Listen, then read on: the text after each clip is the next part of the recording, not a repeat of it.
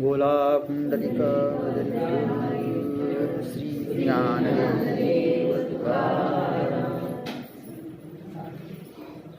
आता 5:25 झालेत मला वाटतं, बरोबर आहे. 5:25 5:30 हे 6:30 पर्यंत घेतलं तर चालतंय ना? हा वेळ होणार का सव्वा सहा पर्यंत? नाही ना,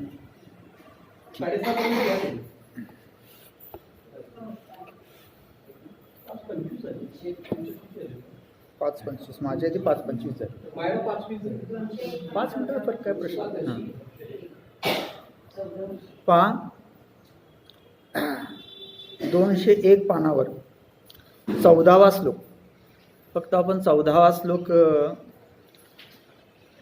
वाचला होता आणि 1-2 ओवीचा असं मी फक्त नंतरच्या काही ओव्यांचा भावार्थ फक्त सांगितला होता आणि आपण वेळ झाली म्हणून थांबलो होतो.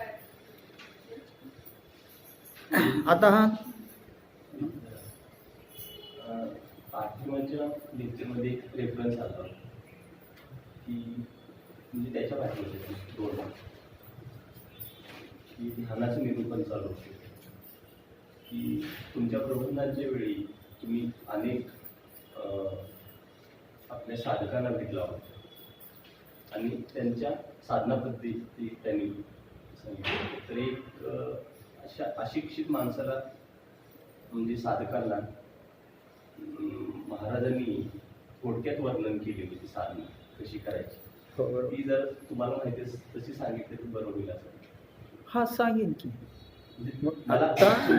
आत्ता नाही पण नंतर त्याच्यात सांगतो तुम्हाला. त्या काही साधना पद्धती आहेत त्या आणि साध्या सोप्या साधना पद्धती सांगतो. हा तुमचा मेसेज मला मिळाला. प्रशांतात्मा विगतभीर ब्रह्मचारी वर्ते स्थित मनः संयमश्चित्तो युक्त आशीत मत्पर. पहा योग्यानं शांत चित्ताने निर्भय होऊन ब्रह्मचर्य व्रताचं पालन करून मनाचं संयमन करून माझ्या ठिकाणी चित्त लावून मतपर परायण होऊन असावे. याचा अर्थ मी पाठीमागील तासांना सांगितले. आता अशा प्रकारे अवस्था प्राप्त झाल्यानंतर आता इथं पहा गीतेतील श्लोक आणि गीतेवर माऊली जे गीतेत त्या श्लोकावर विवेचन करते ते विवेचन. याच्यामध्ये माग मी अनेक वेळा सांगितलं फार मोठा फरक आहे. तो असा आहे, गीतेतील श्लोकामध्ये काय सांगितलं की काय करावं ते सांगितलं. पहा काय करावं, योग्यानं शांत चित्त राहावं, निर्भय व्हावं, ब्रह्मचर्या व्रताचं पालन करावं, मन संयमन करावं आणि चित्त माझ्या ठिकाणी लावून मतपरायण असावं. म्हणजे काय काय करायचं ते सांगितलं, बरोबर आहे. आता माऊली त्याच्याशी काही फारसं घेणं देणं नाही. माऊली हे केल्यानंतर जो अनुभव येतो, ही प्रोसिजर केल्यानंतर जी अनुभूती येते त्या अनुभूतीचं डायरेक्ट माऊली काय करते, वर्णन करते. हा दोघांमध्ये काय आहे फरक आहे. गीतेवर जे जे अनेक प्रकारची भाष्य लिहिली गेली, म्हणजे शंकराचार्यांनी भाष्य लिहिलेलं आहे, टिळकाने सुद्धा गीतेचं विवेचन केलेलं आहे, गीता रहस्य आपल्याला माहिती आहे. इथं काय करतात ते सगळे लोक, ह्या वरचा जो श्लोक आहे ना त्या श्लोकाचंच अधिक स्पष्टीकरण करत जातात. म्हणजे शांत चित्त करायचं म्हणजे काय करायचं, निर्भय व्हायचं म्हणजे काय करायचं, ब्रह्मचर्य व्रत पाळायचं म्हणजे त्याचं विवेचन. अशा प्रकारे सगळं विवेचन या इतर सगळ्या भाष्यांमध्ये आहे. माऊली तशा प्रकारचं भाष्य करीत नाही. माऊली काय करते, अशी वृत्ती तुमची झालेली आहे, त्या अवस्थेला तुम्ही प्राप्त झाल्यानंतर गेल्यानंतर ती अवस्था कशी आहे त्या अवस्थेचं वर्णन करते. तो अनुभव कसा आहे त्या अनुभवाचं, त्या अनुभूतीचं माऊली काय करते, वर्णन करते.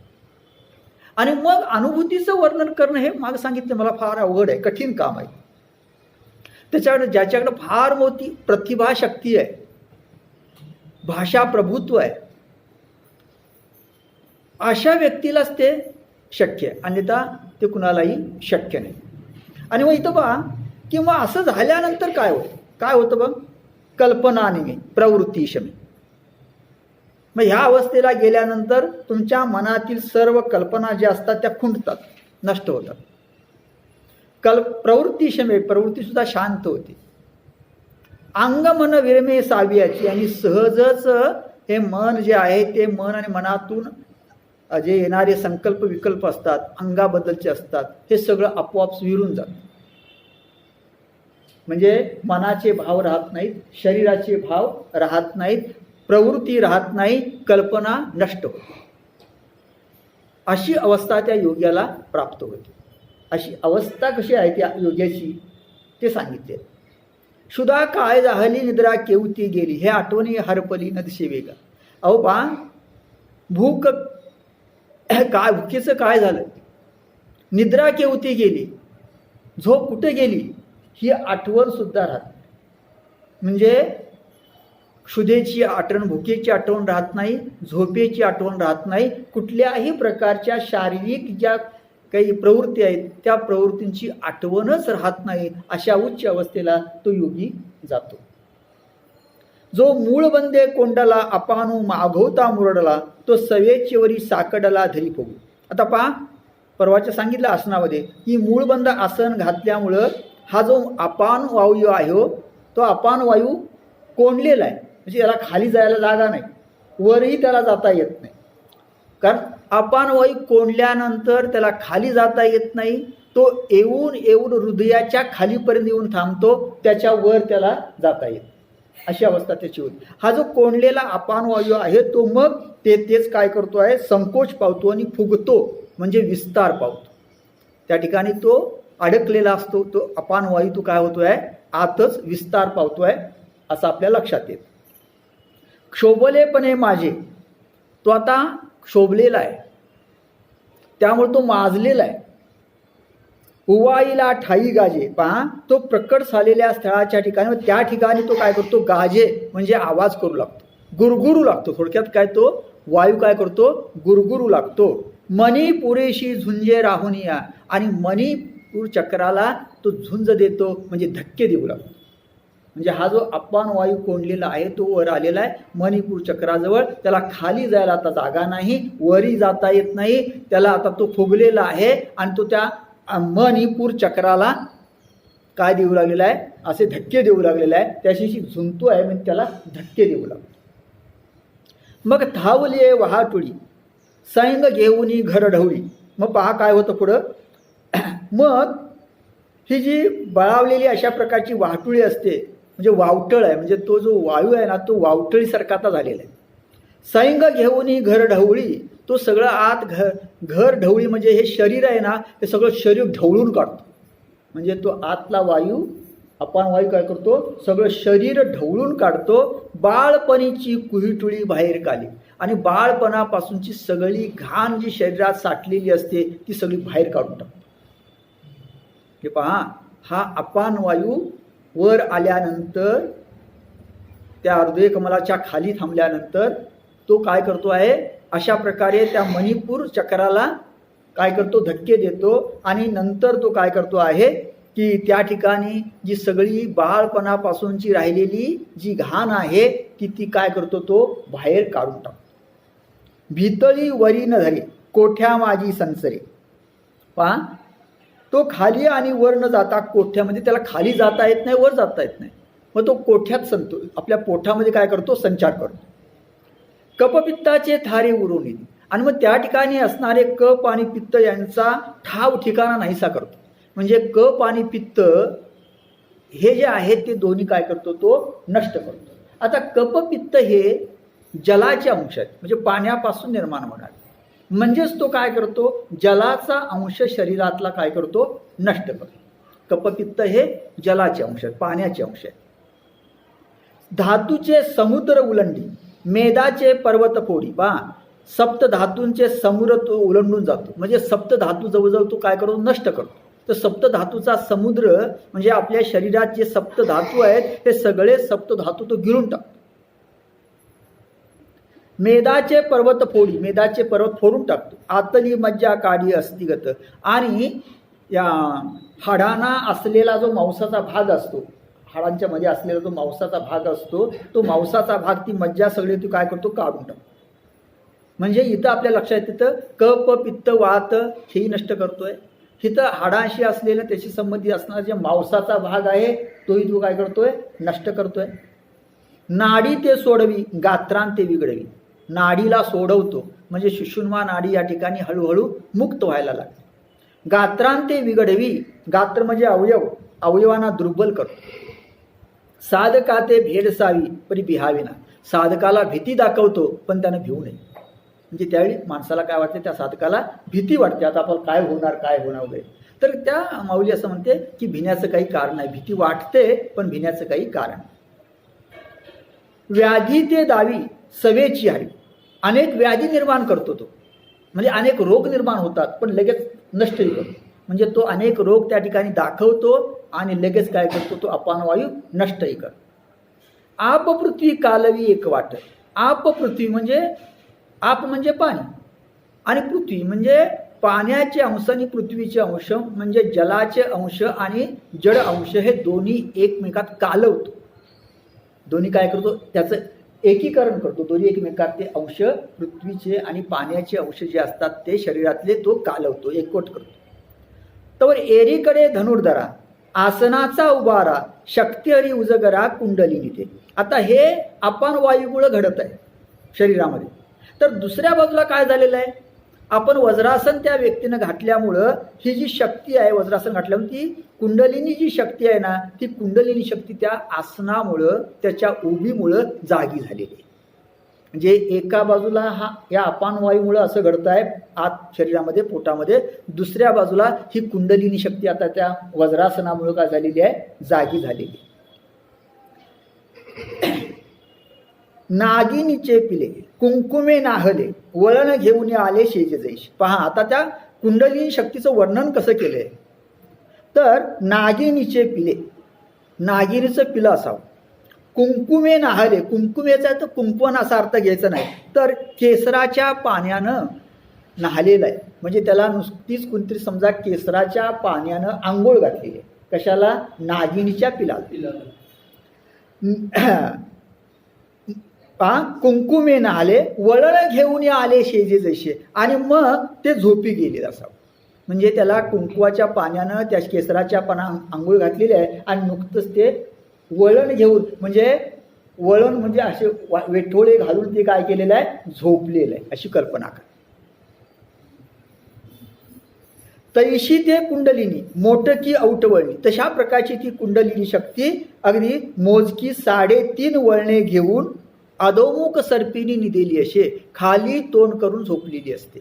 त्याप्रमाणे ही कुंडलिनी शक्ती 3.5 वळणे घेऊन खाली तोंड करून काय केलेली असते, झोपलेली असते. आता पहा,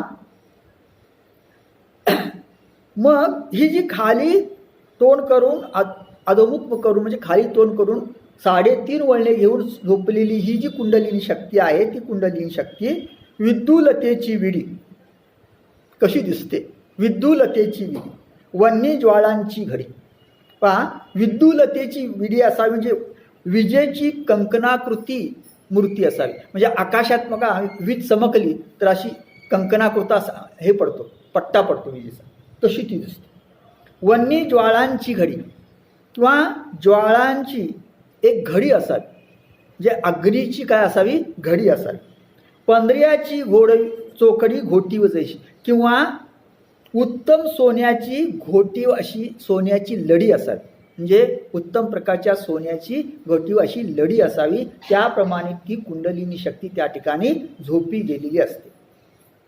तैशी सुबुद्ध अट्टली, त्याप्रमाणे अत्यंत व्यवस्थितपणे आवळलेल्या अशा प्रकारची बंधा म्हणजे आकुंचन स्थळी ती आकुंचन बसलेली असते. आकुंचन करून वज्रासने चिमुटली सावध होय. मग आपण वज्रासन घालतो ना, त्या वज्रासनामुळे जणू काही त्याला चिमटा निघालेला असतो. म्हणजे जर समजा अशी कल्पना करा, अशी नागिनीचं पिलं किंवा नागिन आहे आणि आपण तिच्या जवळ गेलो तिचा चिमटा काढला, काय होईल, कल्पना करा. तसं ह्या वज्रासनानं त्या नागिनीच्या म्हणजे कुंडलिनी शक्तीचा काय झाला, चिमटा निघाला. म्हणजे तिला ऊब आली आणि ती अचानक काय झाली, जागी झाली. त्या वज्रासनामुळे काय झालेली, ती जागी झाली.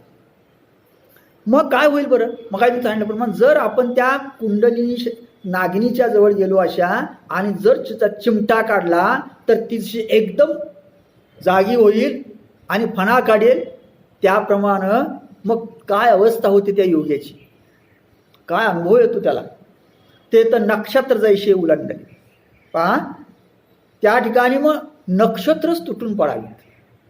आकाशातील नक्षत्र तुटून पडावे, की सूर्याचे आसन मोडले, सूर्याचं आसन ढवळावं, म्हणजे सूर्याचं आसन दुसरीकडेच कुठेतरी जावं, सूर्य अचानकपणे, अशा प्रकारची अवस्था व्हावी.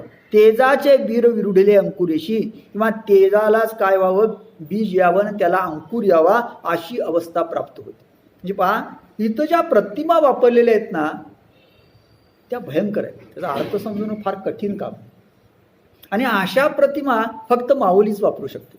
अत्यंत उच्च दर्जाचा कवीच अशा प्रतिमा वापरू शकतो. पहा काय म्हटलंय, ते तर नक्षत्र जैसे उलंडले, जे नक्षत्र, आकाशातील नक्षत्र तुटून पडावे.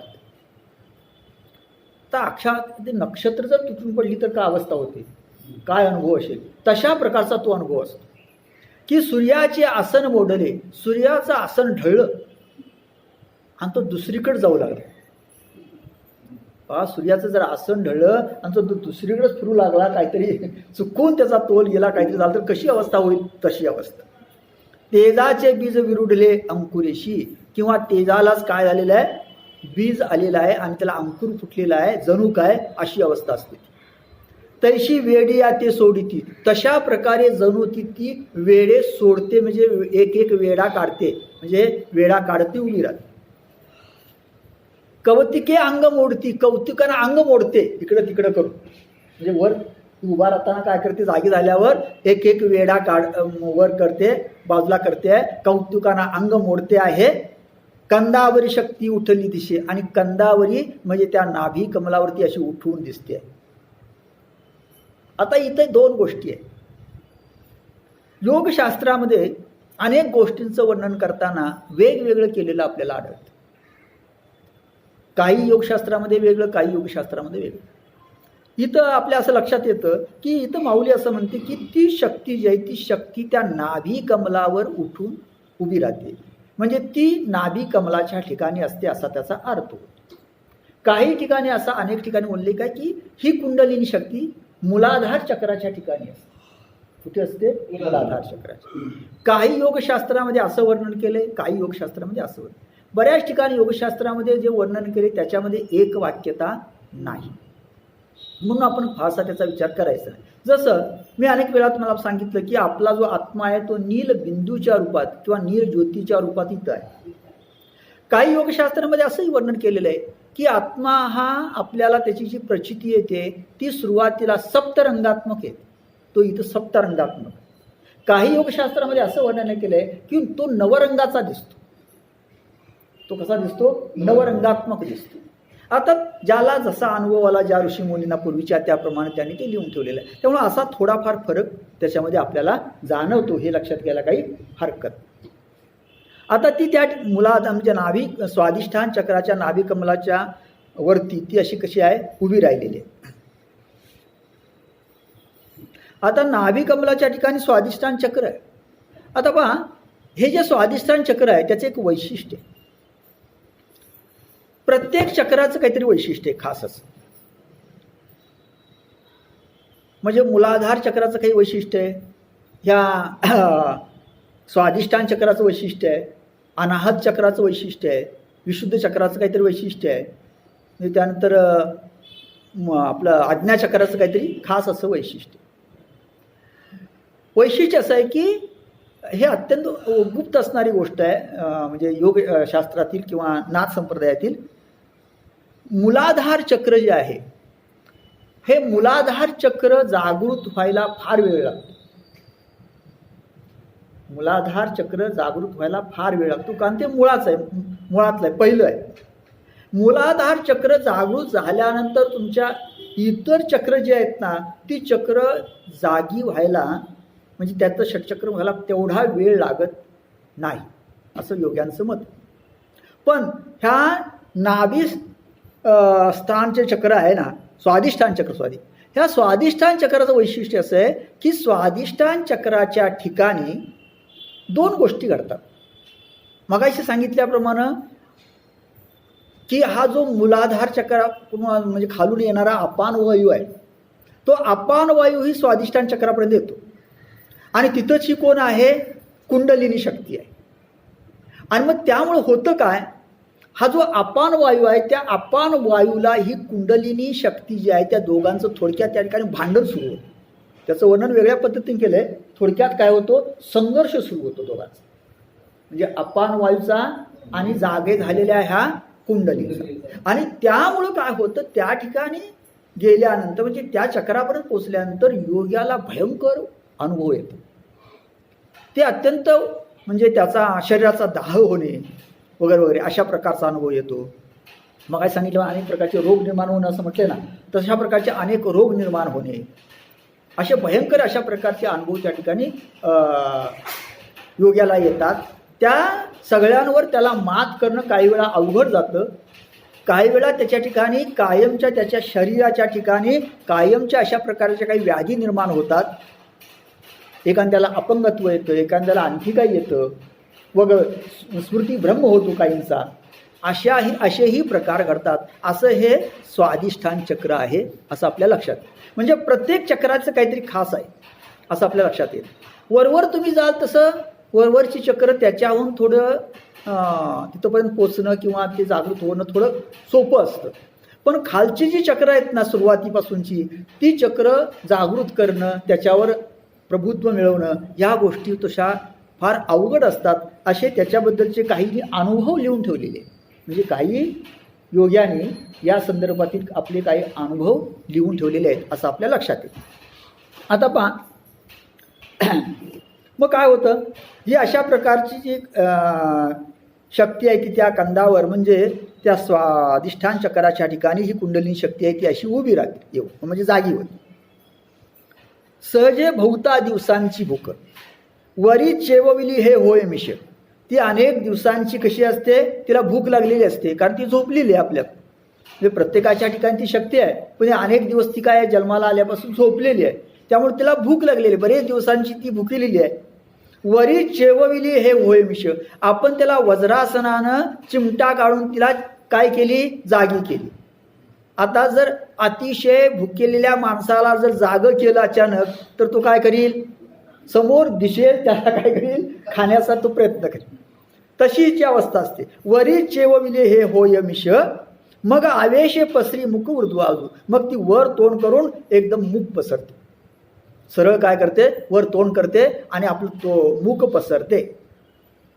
ते तर हृदय कोशा तळवटी जो पवनू भरे किरीटी. आता मग तिथं मी सांगितल्याप्रमाणे मग अशी हृदय कोशा तळवटी, हृदय कमळाच्या खाली, नाभी स्थानाच्या वर आणि हृदय कमळाच्या खाली त्या ठिकाणी कोण आलेला असतो, मग सांगितलं अपान वायू आलेलाच असतो. आणि मग ही काय करते, हिला भूक लागलेली असते, ही तोंड वर पसरते खालून आणि तो अपान वायू त्या ठिकाणी आलेला असतो. तो पवनू भरे किरीटी तया सगळ्याची मिठी देऊन निघाली. त्या अपान वायूला एकदम ती मिठीच घालते, म्हणजे तो पूर्ण पिऊनच टाकते, कारण भूक लागलेली असते. त्या भुकेमध्ये ती काय करते बरं, हा जो अपान वायू त्या ठिकाणी आलेला असतो त्या अपान वायूला पिऊन टाकते, मिठी घालते सगळं बाजूने, म्हणजे पूर्ण व्यापक एवढा करते, म्हणजे तेवढी ती व्यापक होते, त्याला पिऊन टाकते. मुखीच्या ज्वाळी तरीवरी कवळी मांसाची वडवाळी आरोगू लागे. आणि मग पुढे काय करते ते, मुखीच्या ज्वाळी आपल्या मुखाच्या ज्वालाने, तळीवरी कवळी म्हणजे तळपाय हात यांच्या ज्या कवळी आहेत त्याच्या ठिकाणी जे मांस आहे, मांसाची वडवाळी आरोगू लागे. ह्या ठिकाणी जे मांस आहे ते मांसाचे घास ती खाऊ लागते. म्हणजे आपल्या शरीरामध्ये ज्या ज्या ठिकाणी मांस आहे तो मांसाचा जो भाग आहे ना, तो भाग आतला सगळा ही कुंडलिनी शक्ती काय करते, खाऊ लागते. आता मग सांगितलं मी तुम्हाला, कपपित्त हे जलाचे अंश, मांस वगैरे हे पृथ्वीचे अंश, म्हणजे दोन्हीही अंश, दोन्ही भूतांचे अंश ती खाऊन टाकते असा त्याचा अर्थ. कारण आपलं शरीर कशापासून बनलेलं आहे, पंचमहाभूतापासून. त्यातले महत्त्वाचे दोन अंश म्हणजे जल आणि पृथ्वी, हे लक्षात घ्या. तुम्ही जर दुसऱ्यावरती कुठल्या लोकात गेला तर तिथंही शरीर असेल, तिथंही जीव असतील. आपले शास्त्रज्ञ म्हणतात तसं नाही, पण जीव आहे. पण तिथले शरीर, या शरीरामध्ये कदाचित वायूचा अंश आणि तेजाचा अंश अधिक असेल आणि हे अंश कमी असतील. इथं हे अंश अधिक असल्यामुळे ते अधिक स्थूल आहे, हे अंश अधिक असल्यामुळे इथलं शरीर काय आहे, अधिक स्थूल आहे. आता इथं काय होतं, हे जे 2 अंश असतात त्यातले जे मांस आहे ते मांसही ती खाऊ लागते, आरोगू लागे म्हणजे खाऊ लागते. जे जे ठायस मांस ते तर आज जोडे घाऊस. जे जे मांसल भाग आहेत ना, तिथलं जे मांस आहे ना, ते सगळं मांस ती सहज त्या सगळ्याचा ग्रास करते. म्हणजे तळपाय असतील, हात असतील, आत हाडांच्या ठिकाणी काय मांस असेल वगैरे जे ते सगळं खाऊन टाकते. ते तर हाच जोडे घाऊस, पाटी एको दोन्ही घास ही आई भरी. आणि 1-2 घास हृदयाची सुद्धा घेते, म्हणजे हृदयाचे 1-2 घास सुद्धा ती काय करते, खाऊन टाकते. मग तळवे तळहात शोधी, मग तळवे आपले हाताचे तळवे आणि पायाचे तळ जे तळपाय आहेत आणि हाताचे तळवे आहेत ना, ते सगळं ती शोधते. उर्ध्वीचे खंड भेदी, वरचा जो भाग असतो ना मांसल भाग, तो सगळा भेदून टाकते, म्हणजे नष्ट करते. झाडा घे संधी प्रत्यंगाचा, आणि प्रत्येक शरीरातील प्रत्येक अवयवाचा असा ती झाडा घेते. आपण म्हणतो झाडा घेणे म्हणजे प्रत्येक शरीराच्या अवयवाच्या ठिकाणी जिथं जिथं मांसाचा भाग आहे तो सगळा ती कुंडलिनी शक्ती काय करते, खाऊन टाकते. अधोभाग तरीन संडी परी नकीच्याही सत्व काढी. अधोभाग तरीन संडी, ती आपला अधोभाग सोडित नाही याचा अर्थ ती ज्या स्वाधिष्ठान चक्रावर उभी असते ना तशीच उभी असते, वर अजून येत नाही. तेव्हा तो स्वाधिष्ठान चक्र अजून सोडलेलं नसतं. म्हणजे सरळ शांतपणे लक्षात घ्या काय म्हणायचंय, सोडलेलं नसतं. अधोभाग तरीन संडी परी नकीचेही सत्व काढी, पण नकातलं सत्व सुद्धा काढून टाकते. म्हणजे नकापर्यंत असलेला मांसल भाग त्यातलं सत्व सगळं काही काढून टाकते. त्वचा धुवून जडी पांजरीशी, आणि ती त्वचा धुवून टाकते आणि हाडांचा सापळा सुद्धा धुवून टाकते. हाडांचा सापळा जो असतो तो सापळा करते, म्हणजे सगळा मांस सगळा भाग काय करते, खाऊन टाकते. त्वचा सगळी धुवून टाकते. अस्थिचे नळे निरपे, हाडाच्या ज्या नळ्या आहेत शरीरामध्ये त्या सगळ्या नरप्या निरपून काढते. म्हणजे तिथं काही शिल्लकच ठेव, निरपे हा शब्द आहे, निरपून काढते.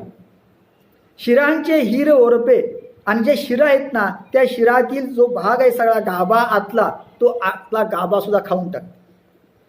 तो बाहेरी विरुडी करपे रोमबीजांची, आणि मग बाहेर जे आपल्या अंगावर त्वचावरले जे हे असतात केस असतात, जे केस आहेत ना ते केस सुद्धा करपून जातात, म्हणजे नष्ट होतात. त्यामुळं असं आपल्या लक्षात येतं, म्हणजे हे केस सुद्धा काय होतात, नष्ट होतात. आतला जो मांसल भाग आहे तो सगळा नष्ट होतो. आतला जलाचा भाग आहे, पाण्याचा भाग आहे, तो सुद्धा नष्ट होतो. म्हणजे कफ पित्त वात काही शिल्लक राहत नाही. हे कोण करतं सगळं, ही कुंडलिनी शक्ती करते. मग सप्तधातूंच्या सागरी तहानेली घोटबरी, पहा हिला तहान लागलेली असते, मग ती काय करते, कसाचा घोट घेते, हे जे सप्तधातू शरीरामध्ये असतात ना त्यांचाच घोट घेते. जे शरीरातील जे सप्तधातू आहेत ते सप्तधातू काय करते, ती पिऊन टाकते, नष्ट करते. सवेची उन्हाळा करी खडखडीत, आणि शरीरामध्ये पूर्णपणे खडखडीत उन्हाळा होतो, म्हणजे पाण्याचा अंशच काही शिल्लक राहत नाही, अशी शरीराची अवस्था होते. नासा पुटवणी वारा, जो जातशे अंगुळे बारा, तो गच्च धरुणी माघारा आतू घाली. आता पहा, नागपुड्यापासून अगदी नासा पुटवणी वारा, जो जातशे अंगुळे बारा, 12 अंगुळे 12 बोटे जो वारा येतो आणि जातो, तो संपूर्ण वारा ती गच्च धरते आणि माघारा घालते, परत फिरवते. म्हणजे प्राणवायूला आत खोचून परत फिरवते, अपान वायूला वर खेचून परत फिरवते. आता पुढे त्याचं वर्णन आलेलं आहे.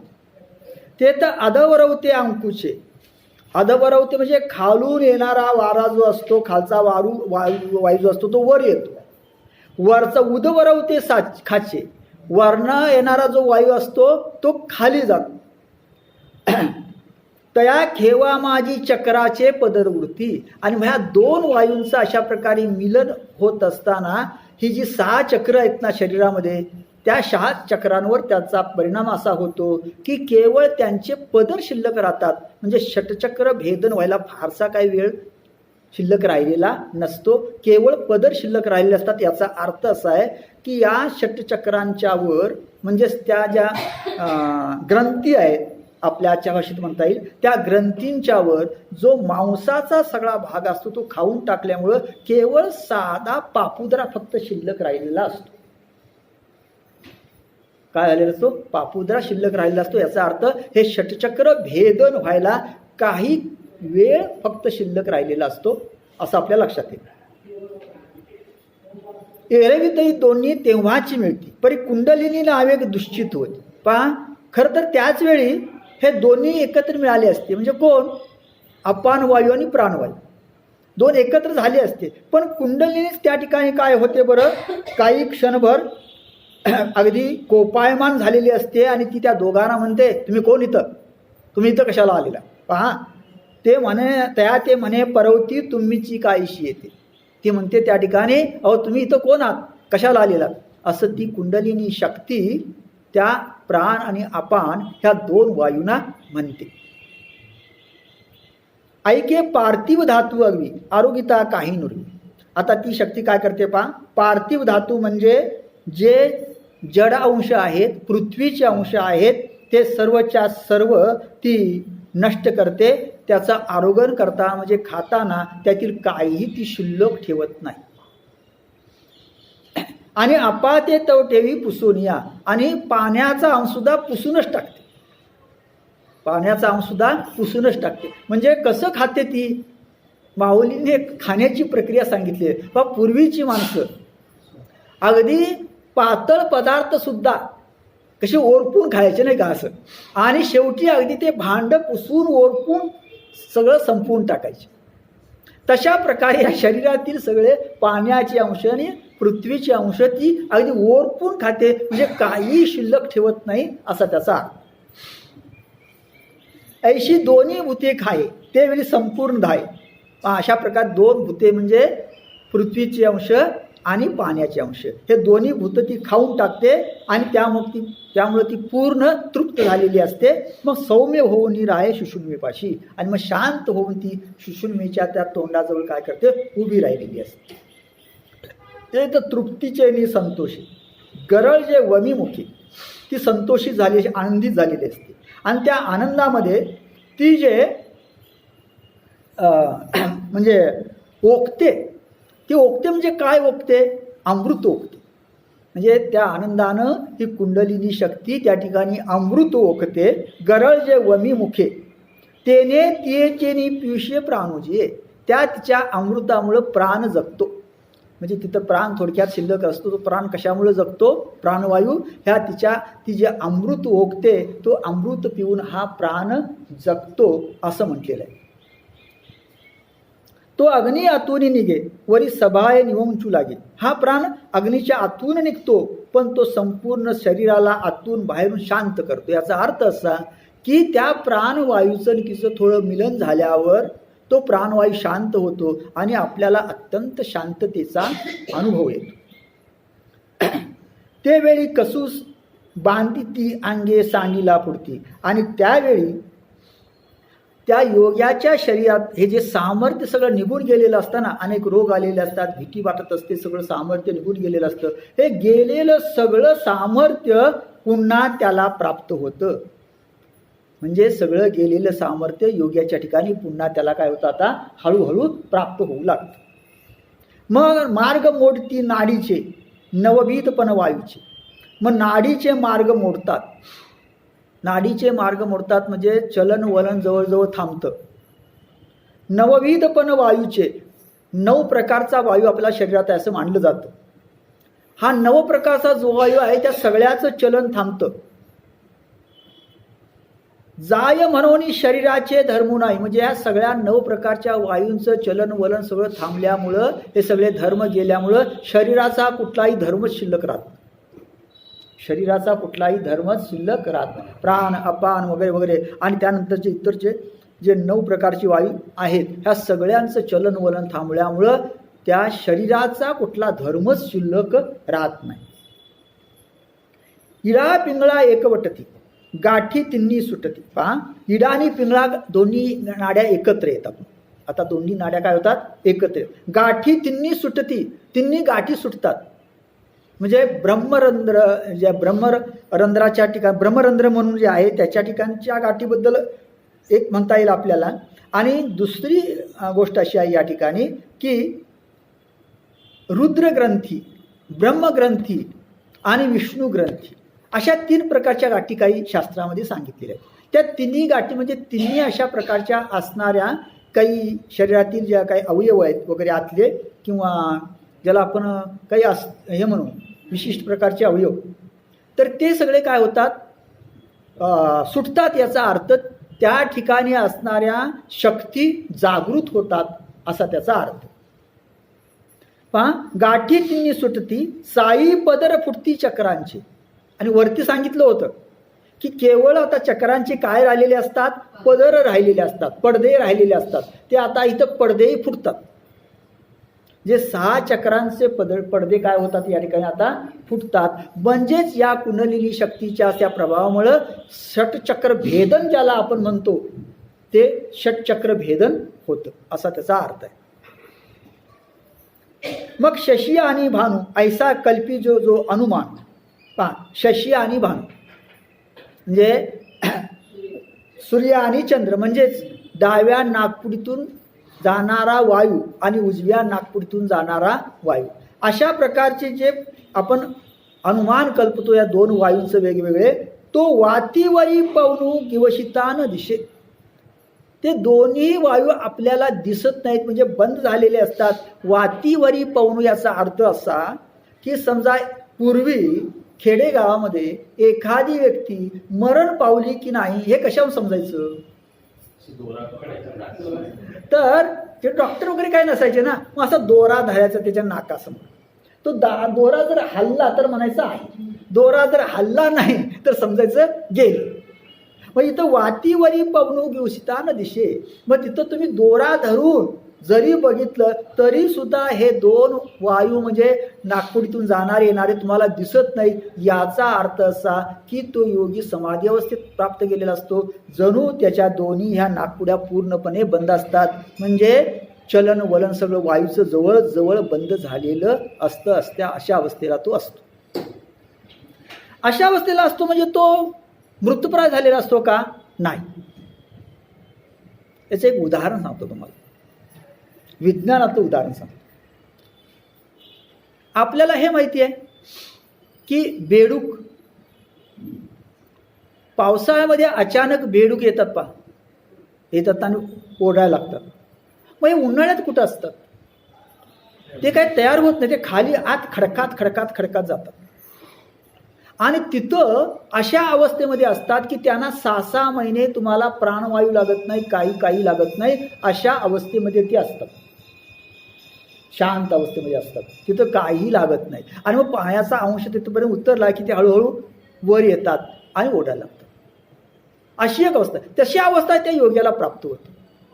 त्याचे पूर्ण हे सगळं चलन वलन पूर्ण शांत होतं, पूर्ण थांबतं. पण तो कसा असतो, जिवंत असतो, तो मेलेला नसतो. बुद्धीची पोळी काविरे, मग बुद्धीची जी ग्रहण शक्ती असते ती नष्ट होते. परिमळू घ्राणे उरे, जो सुगंध असतो तो सुगंध घ्राणाच्या ठिकाणी म्हणजे नाकाच्या ठिकाणी उडतो. तोही सक्ती सभे संचरे मध्यमे माझी. आणि मग तो असा तो परिमळ सुद्धा ह्या कुंडलिनी बरोबर त्या मध्यमे माझी म्हणजे सुषुम्नेमध्ये प्रवेश करतो. म्हणजे हे सगळं कुठं जातं, आता सुषुम्नेमध्ये जातं. तर वरी कलियेनी ढाळे, हे अतिशय महत्त्वाचं. चंद्रामृताचे तळे कान वडोनी मिळे शक्तिमुक्ती. आता ही शक्ती कुठंपर्यंत गेलेली असते, ह्या आज्ञाचक्राचे वर गेलेली असते, तिथंपर्यंत गेलेली असते. इथं आज्ञाचक्राच्या ठिकाणी सांगितलं ह्या तिन्ही नाड्या एकत्र येतात, इडा पिंगला आणि सुषुम्ना, त्याच्या वर गेलेली असते. आता इथं एक गोष्ट लक्षात घ्यायची, ती अशी की गोंधळाची गोष्ट आहे. इथं हृदयाकाशाचा उल्लेख आलेला आहे, मागही हृदयाकाशाचा उल्लेख आलेला आहे. योगशास्त्रामध्ये हृदयाकाश या शब्दाचे 2-3 वेगवेगळे अर्थ आहेत. हृदयाकाश म्हणजे आपलं जिथं हृदय आहे तिथला भाग, असा एक अर्थ आहे.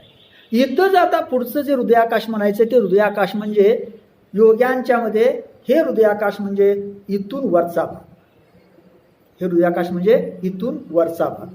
आणि त्याच्यावरती एक महदाकाश आहे. त्याच्यावरती काय? महदाकाश. त्याच्यावरती आणखी एक पोकळी आहे. मागं सांगितलं तुम्हाला की ते कवठी आणि मेंदू याच्यामध्ये असणारी पोकळी, त्याला म्हटलंय महदाकाश. इथं बऱ्याच वेळा आपण हृदयाकाश याचा अर्थ असा घेतो, हृदयाकाश म्हणजे हृदयाच्या ठिकाणी किंवा त्या अनाहत चक्राच्या ठिकाणी असणारा जो भाग तो. योग्यांच्या मते हृदयाकाश याचा अर्थ वरचा भाग असाही होतो, असंही काही योगशास्त्रामध्ये सांगितलेलं आहे आणि त्याचं वर्णन पुढे आहे. आता पुढे पहा, तर वरिली कडेनी ढाळे. मग वरिली कडेली ढाळे म्हणजे काय होतं पहा, वर इथं या वरती हृदयाकाशा ठिकाणी म्हणजे या सहस्त्रधार कमळाच्या ठिकाणी या ठिकाणी एक हे आहे चंद्रामृताचं तळ, म्हणजे 17वी जीवनकला त्याला म्हणतात. 17वी जीवनकला म्हणजे तिथं परमात्मा आहे, तिथं अमृत आहे. त्या अमृताचं जे तळ आहे ते कानवरोनी मिळे शक्तिमुखी, ते कलंत तळ. तिथलं तळ काय होतं?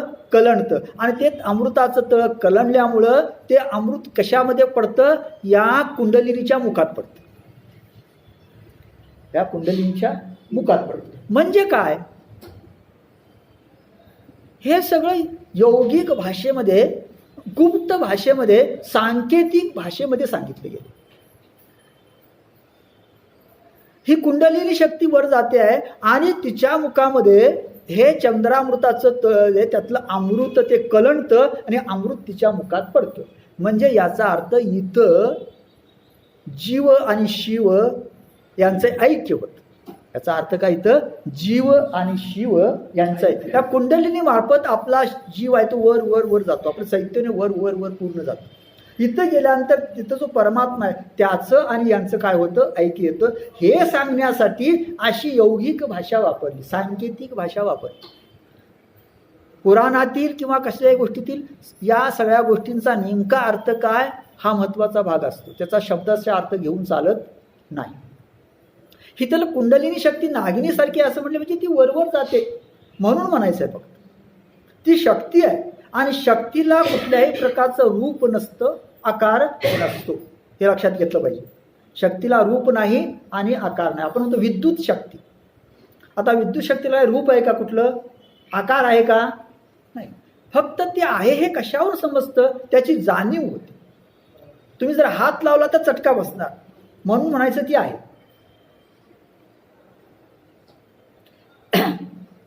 तेने नाळके रस भरे, त्या नळीने तो रस जो आहे ते अमृत आहे ते तिच्या ह्याच्यामध्ये भरतं. तो सर्वांगा माझी संसरे आणि मग तेच अमृत आपल्या सर्व अंगामध्ये भरून राहतं. जेतीचा तिथं तेथ मुरे प्राण पवनू. आणि मग त्या ठिकाणी हा जो प्राणवायू आहे तो प्राणवायू सुद्धा तिथल्या तिथंच काय होतो? मुरून जातो. तातलिये मुशे मेघ निघोनी जाय जैसे, मग कोंदली राहे रशे ओतले. ते एक दृष्टांत दिलेलं आहे. पहा, एखादी मूर्ती तयार करण्यासाठी मूर्तिकार काय करतो? तर त्या एक मूस तयार केलेली असते आणि त्या मुशीमध्ये ते काय करतो? तो रस किंवा काय असेल ते चांदी किंवा काय असेल ते ओततो. तो रस आत गेला की ते जे मेन असतं ते बाजूला लावलेलं किंवा ते बाहेर जातं आणि काय होतं? ती आतला जो भाग आहे तो भाग त्या ह्यानं पूर्ण भरला जातो. त्या चांदीनं किंवा त्या पितळेनं किंवा तांब्यानं तो काय भरला जातो. त्याप्रमाणे तैसे पिंडाचेनी आकारे ते कळाची कावतरे वरी त्वचेचेनी पदरे पांघुरली अशी. आता पहा, आणि मग अशा प्रकारे ती कुंडलिनी त्या ठिकाणी गेल्यानंतर आणि ते अमृताचं तळ्यातील अमृती प्याल्यानंतर तैसे पिंडाचेनी आकारे, त्या शरीराच्या आकाराने ते कळाची का अवतरी, जणू काही कलाचं त्या ठिकाणी अवतरलेली आहे असं वाटू लागतं. वरी त्वचेचेनी पदरे पांघुरली असे, आणि जणू काही त्वचेचा केवळ पदर पांघुरलेला आहे. म्हणजे त्या योग्याचं शरीर कसं दिसतं? जणू काही त्या शरीराच्या योगानं कळाच अवतरलेली आहे आणि त्या कलेवर जणू काही त्वचेचा केवळ एक पदर पांघुरलेला आहे असं दिव्य शरीर त्या योग्याचं दिसू लागतं. जैशी आभाळाची बुंती करून राहे गबसती, मग फिटली या दीप्ती धरवणे. पहा, आकाशामध्ये सूर्य ढगांचं आवरण आहे तोपर्यंत बरं वाटतं, पण ढगांचं आवरण निघून गेल्यानंतर तो एकदम तळपू लागतो. त्याप्रमाणे तैसा हाच वरी कोरडा त्वचेचा असे पातोडा, तो झडून जाय कोंडा जैसा होय. आणि मग वरवर असणारा त्वचेचा जो पातोडा असतो ना, पापुद्रा, म्हणजे मागं सांगितलेलं आहे. काय सांगितलं की जडाचे अंश, पाण्याचे अंश तिनं नष्ट केल्यामुळं केवळ त्याच्या शरीर जे राहिलं असतं ते खडखडीत अगदी झालेलं असतं, पूर्ण उन्हाळा झालेला असतो. म्हणजे त्वचेचा केवळ पापुद्रा राहिलेला असतो, कारण आतला मांसाचा भाग सगळा संपलेला असतो. आता जो त्वचेचा केवळ पापुद्रा असतो ना, तो सुद्धा कोंडा झडून जावा त्याप्रमाणे तोही झडून जातो. एखाद्या गोष्टीवरला कोंडा झडून जावा त्याप्रमाणे तो त्वचेचा जो पापुद्रा केवळ राहिलेला असतो ना, तो सुद्धा काय होतो, झडून जातो. मग काश्मीरीचे स्वयंबर का रत्नबीजा निघाले कोंब. पहा, मग त्याच्या अवयवाची कांती जी असते, सौंदर्य असतं, ते कसं असतं.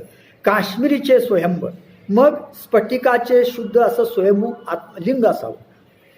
शुद्ध अशा प्रकारच्या स्फटिकाचं काय असावं, लिंग असावं. का रत्नबीजा निघाले कोंब, किंवा रत्नरूपी बीजाला अंकुर फुटावे. रत्नाचं बीज आणि त्याला काय फुटलेले आहेत, अंकुर फुटलेले. कल्पना करा, अवयव कांतीची भांब तैशी दिसे, त्याच्या अवयवाची शोभा तशी दिसते. त्याच्या अवयवांची शोभा कशी दिसते, त्या योग्याच्या तशी दिसते. अत्यंत दिव्य, अत्यंत तेजपुंज. म्हणजे पहा, म्हणजे स्फटिकाचं स्वयंभू असं लिंगच असावं. पुन्हा रत्नरूपी बीजाला, रत्नाच्या बीजाला कोंब निघालेले असावे. आता रत्नाचं बीज आणि त्याला कोंब निघणे, काय कल्पना आहे बा. त्याला कोंब निघाले म्हणजे कोवळीकता किती असावी. अशा प्रकारचे त्याच्या अवयवांच्या जी शोभा असते ती शोभा असते. नातरी संध्या रागीचे रंग काढून वळले ती अंग. ते अंग कसं दिसतं, शरीर कसं दिसतं. सायंकाळचे आकाशामध्ये जे रंग असतात ना, आकाशावर पहा अनेक प्रकारचे सप्तरंग येतात, त्या रंगातील रक्तिमा काढून जणू काही त्याचं शरीर तयार केलेलं आहे असं वाटावं, असं त्याचं शरीर दिसतं. की आंतरज्योतीचे लिंग निर्वाळले, किंवा आत्मज्योतीचं जणू मूर्तिमंत त्या ठिकाणी प्रकट झालेली आहे, किंवा आत्मज्योत स्वच्छ करून त्या आत्मज्योतीचंच जणू काय तो आकार आहे, अशा प्रकारे त्या योग्याचं शरीर दिसू लागतं. कुंकुमाचे भरीव सिद्ध रसाचे ओती. पहा, कुंकुमानं भरलेलं सिद्ध रसाचे ओतीव, जणू सिद्ध रसाची ओतीव मूर्तीच असावी. मग पाहता सावेव शांतीची. ते पाऊली म्हणते, मला असं वाटतं खरोखर मूर्ती म्हणतं ती शांतीच, म्हणजे मूर्ती म्हणतं ती शांतीच असावी. अशा प्रकारचं त्यांचं शरीर असतं. सिद्ध रसाची मूर्ती म्हणतं ती मूर्ती असते, जणू काय सिद्ध रसानं निर्माण केलेली मूर्ती असते, आणि कुंकुमानं तयार केलेलं ते अवयव असतात. अशा प्रकारे ते सिद्ध योग्याचं काय असतं, शरीर असतं. अशी त्या शरीराला शोभा येते. ते आनंद चित्रीचे लेप, जणू काय आनंदरूपी चित्राचा लेपच असतो. पहा, कसला लेप, आनंदरूपी चित्राचा लेप. शरीर म्हणजे कसं आहे, आनंदरूपी चित्राचा लेप. ना तरी महासुखाचे रूप, ते महासुखाचं रूपच असतं. म्हणजे महासुख म्हणून जर तुम्ही काय विचारलं ना, तर माऊली म्हणते हेच ते महासुख त्याला म्हणावं, असं ते महासुख असतं. की संतोष तरुचे रोप थावले जसे, किंवा संतोष रूपी वृक्षाचं रोप जणू काही ते बळावलेलं आहे असं वाटतं. संतोष रूपी आनंदरूपी वृक्षाचं रोपच बळावलेलं आहे, रोपच मोठं झालेलं आहे असं वाटावं. अशा प्रकारे त्या योग्याचं काय असतं, शरीर असतं. पुढे फार सुंदर वर्णन आलंय. तो कनकचंपकाचा आकळा, पहा, तो सोन चाफ्याची ती कलिका असते. फार सुंदर अप्रतिम वर्णन केलं. काय शरीर कसं असतं, सोन चाफ्याची कळी, किती सुंदर असते, अप्रतिम असते नाही का. सोन चाफ्याची कळी असावी. की अमृताचा पुतळा, ना म्हटलं वा, अमृताचा पुतळा असावा. नाना साशिनला मळा कोवळी केसा, किंवा जणू काही तो नाजूकपणाचा भरून आलेला मळाच असावा. नाजूकपणाचा, मृदूपणाचा भरून आलेला मळा असावा. कनक चंपकाचा म्हणजे अगदी सोन चाप्याची ती कळी असावी, अमृताचा पुतळा असावा, असं त्याचं शरीर असतं. अशी अवस्था त्याच्या शरीराला प्राप्त होते. म्हणजे याचा अर्थ असा की आपल्यासारखं सामान्य शरीर आता ते राहत, ते दिव्य शरीर झालेलं आहे, ते अलौकिक शरीर झालेलं आहे. त्याच्या ठिकाणी अशी काही शोभा आलेली आहे की जणू काही आपले डोळे दिपून जावेत. ते आपल्याला जणू काही शक्य नाही अशक्य अशा प्रकारची काही शोभा, अलौकिक शोभा त्याच्या ठिकाणी आलेली असते. हो का जे शारदीयचे निवोले चंद्रबिंब पाळलेले, शरद ऋतूतील ओलाव्यानं अगदी जे चंद्रबिंब टवटवीत झालेलं आहे अशा प्रकारचं चंद्रबिंब असं जणू. म्हणजे पहा, शरद ऋतूमध्ये धुकं पडतं आणि त्या धुक्यातील चंद्रबिंब फार सुंदर असतं दिसायला. तसं जाऊन ते चंद्रबिंबच आहे. का तेजची मूर्त बैसले आसनावर, ती व्यक्ती आसनावर बसल्यानंतर असं वाटतं जणू काय तेजच आसनावर बसले हो, मूर्ती नव्हेच. तेजची मूर्त बैसले आसनावर, का सुंदर वर्णन केले. हे वर्णन फक्त माऊलीलाच लागू पडतं. म्हणजे जणू काही तेजच आसनावर मूर्तिवंत बसलेलं आहे असं वाटतं. अशी ती देहाकृती असते, असा तो देह असतो आसनावरी. तैसे शरीर होय, असं ती शरीर होतं. ज्यावेळी कुंडलिनी चंद्रपी, जेव्हा कुंडलिनी चंद्र पिते, म्हणजे हे चंद्रामृतातलं जे तळ आहे त्या तळ्यातलं अमृत जेव्हा पिते तेव्हा त्या कुंडलीची अवस्था ती प्याल्यानंतर शरीराची अशी अवस्था होते. म्हणजे कुंडलिनी जेव्हा हे 17व्या जीवनकळेचं जे अमृत आहे तेव्हा ती पिते तेव्हा शरीराची अवस्था कशी होते, अशी होते. मग पुढं म्हटले फार सुंदर आहे, मग देहा कृती बिहे कृतांतुगा.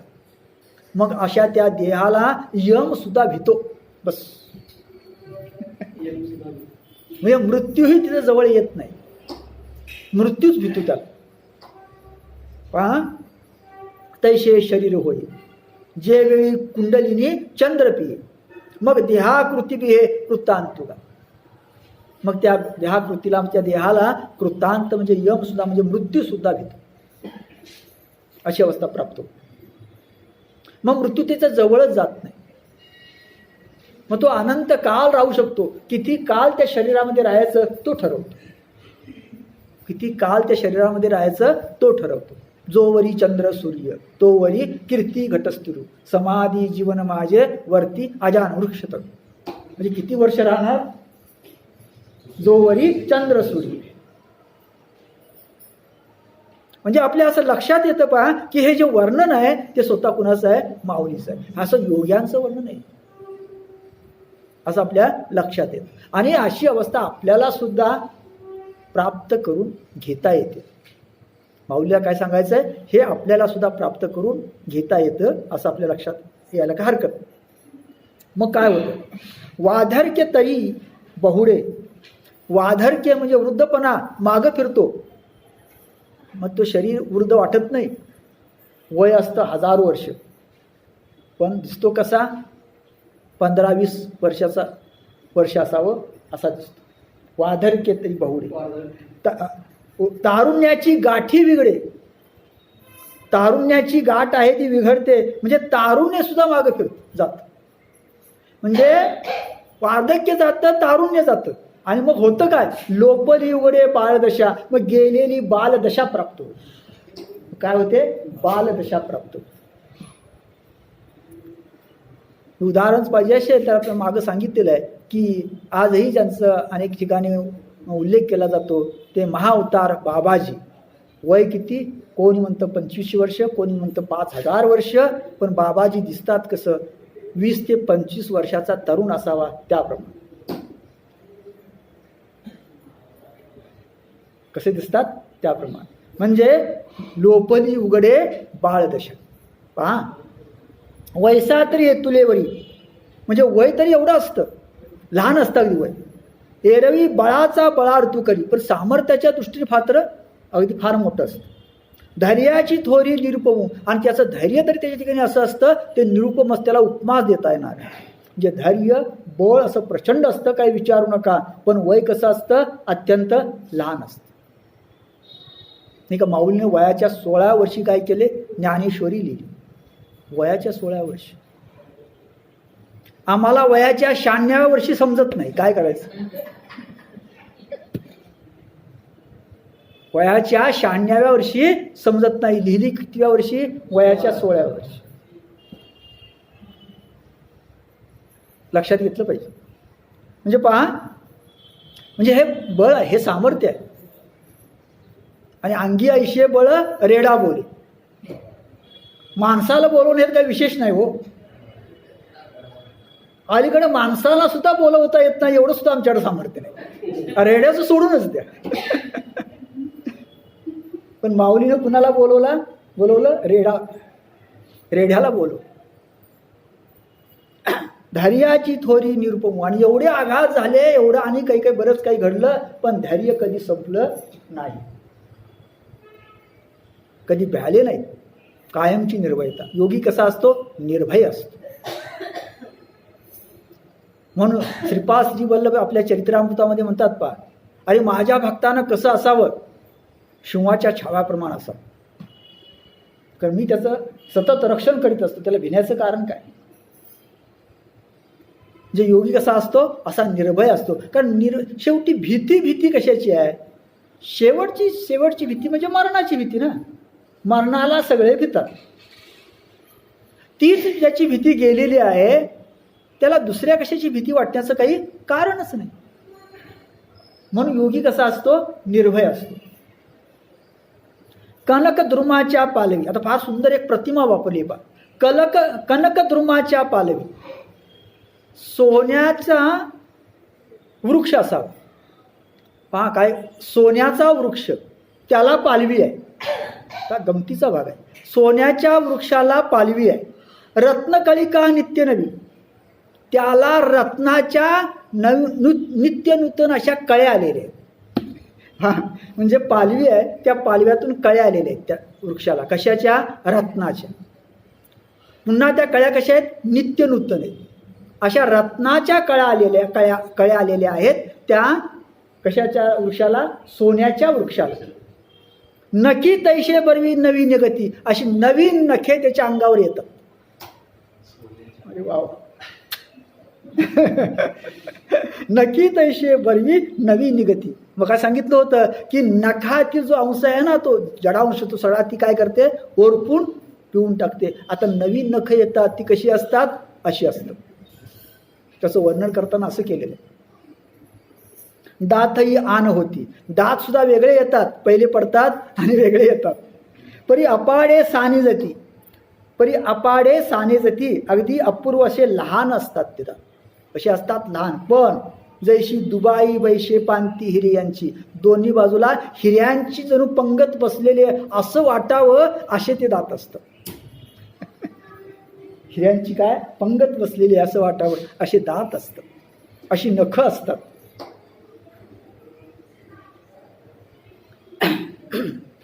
मानी कुलियांची या कनिया. पहा, माणिकांच्या लहान लहान माणिक मोत्यांचे लहान लहान कण असावे. साव्याची अनुमानिया. तैशी सर्वांगी उदवती आणि या रोमांची. आता मागाशी वर्णन नाही तर लक्षात घ्या.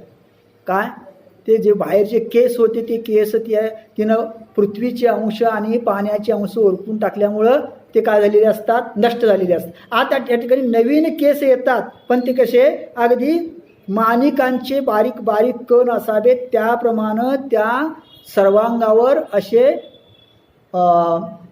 छोटे छोटे केस येऊ लागतात.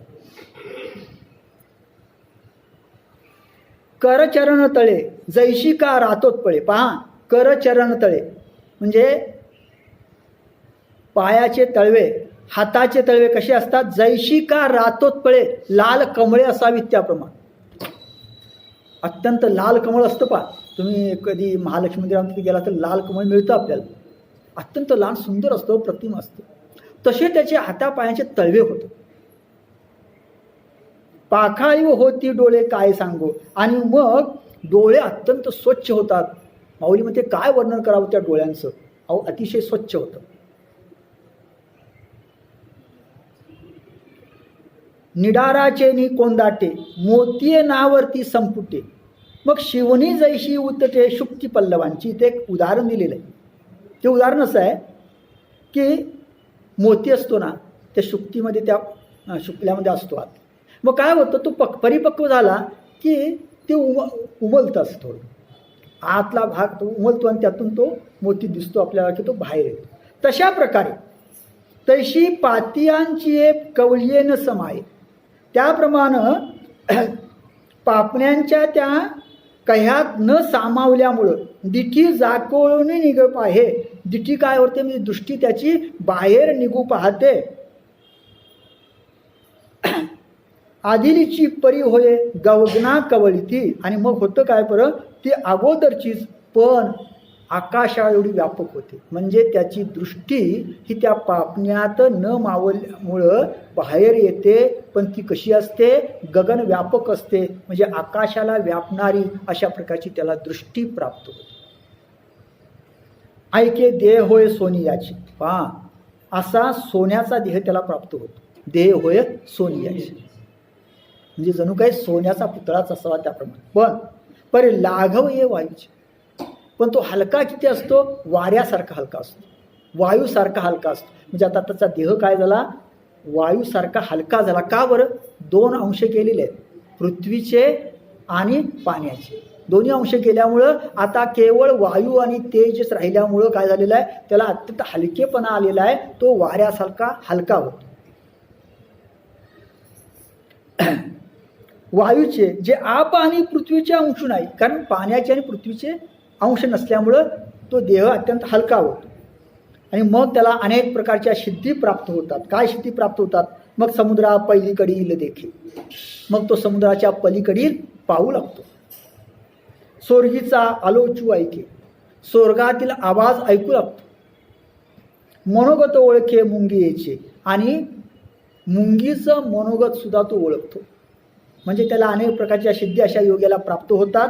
तो समुद्राच्या पलीकडील पाहू शकतो, स्वर्गातील आवाज सुद्धा ऐकू शकतो, आणि मुंगीचं मनोगत सुद्धा तो ओळखू शकतो. पवनाचा वारी का वळगे, तो पवनाच्या म्हणजे वायूच्या घोड्यावर चढतो. याचा अर्थ त्याला वायूसारखा वेग प्राप्त होतो. वायूच्या वेगानं तो कुठंही जाऊ शकतो. चाले तरी उदकी पाऊल न लागे, तो उदकावरून पाण्यावरून चालतो, पण पाण्याला पाऊल नाही लागत. चाले परी उदकी पाऊल न लागे. श्रीपाद श्रीवल्लभांच्या चरित्रामृतामध्ये गोष्ट आहे.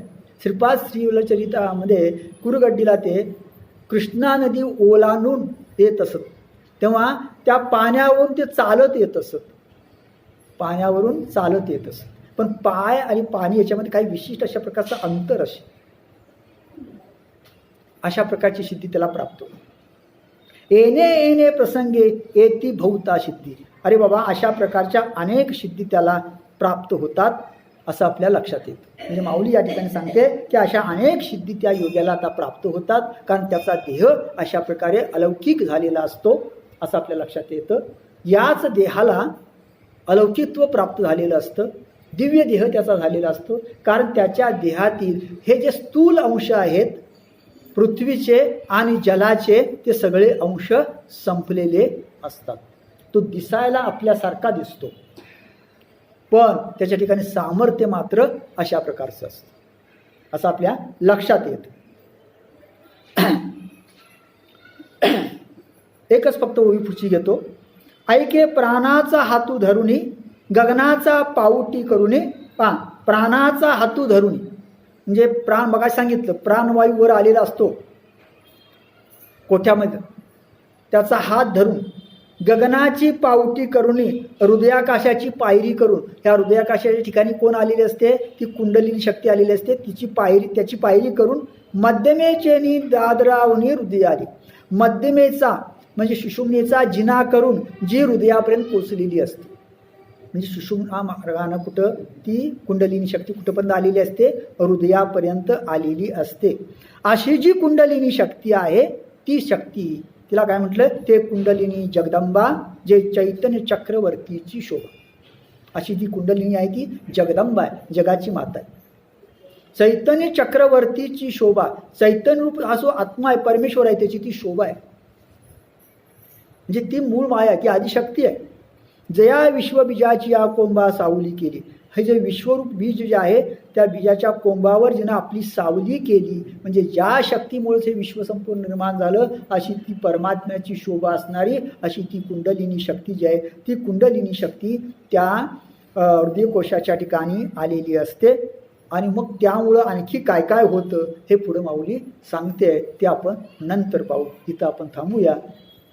इथं आपल्या असं लक्षात येईल की योग्याना अशा प्रकारे या पद्धतीनं गेल्यानंतर कोणकोणती अवस्था प्राप्त होते, त्याचा अनुभव काय असतो, त्या अवस्थेचं वर्णन माऊली या ठिकाणी करते. आणि मग अशा प्रकारे दिव्य देह त्याला प्राप्त झाल्यानंतर त्याच्या ठिकाणी अनेक वृद्धी सिद्धी कशा त्याला प्राप्त होतात त्याचं वर्णन इथं माऊली करते, असं आपल्या लक्षात येतं. हे जरी आपल्याला शक्य नसलं तरी त्याचा आस्वाद घेणं हे सुद्धा सुंदर आहे, असं म्हणायला काही हरकत नाही. असं आपण इथं थांबू. बोला पुंडलिका वरदे श्री ज्ञानदेव तुकाराम.